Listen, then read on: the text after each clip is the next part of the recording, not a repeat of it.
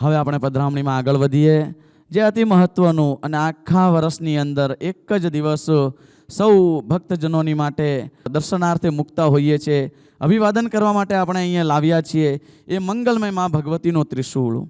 આવું કહેવાય છે કે જે દેવ હોય, દેવી હોય, એમની જે શક્તિ રહેલી હોય ક્યાં રહેલી હોય? તો કે એમના આયુધોની અંદર પણ વિશેષ શક્તિ રહેલી હોય છે. તો એવું મા ભગવતી જગદંબાનો જે મુખ્ય આયુધ છે એ છે ત્રિશૂળ છે.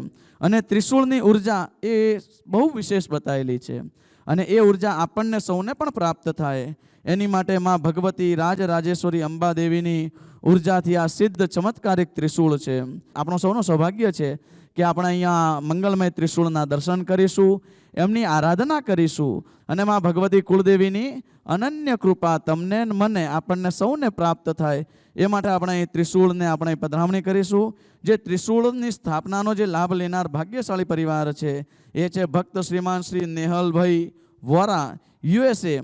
તો એ વોરા પરિવારને પણ હું વિનંતી કરું છું કે સ્ટેજ પર પધારે અને મા ભગવતીના મંગલમય ત્રિશૂળની સ્થાપના, મંગલમય ત્રિશૂળને આપણે આભૂષણ એટલે કે વિશેષ ચુંદડી ઓઢાઈને આપણે મા ભગવતીને વધાવીએ.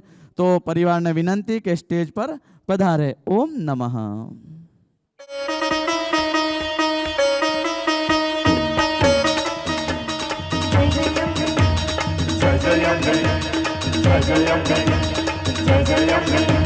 ત્રિશૂળધારી પાવાવાળી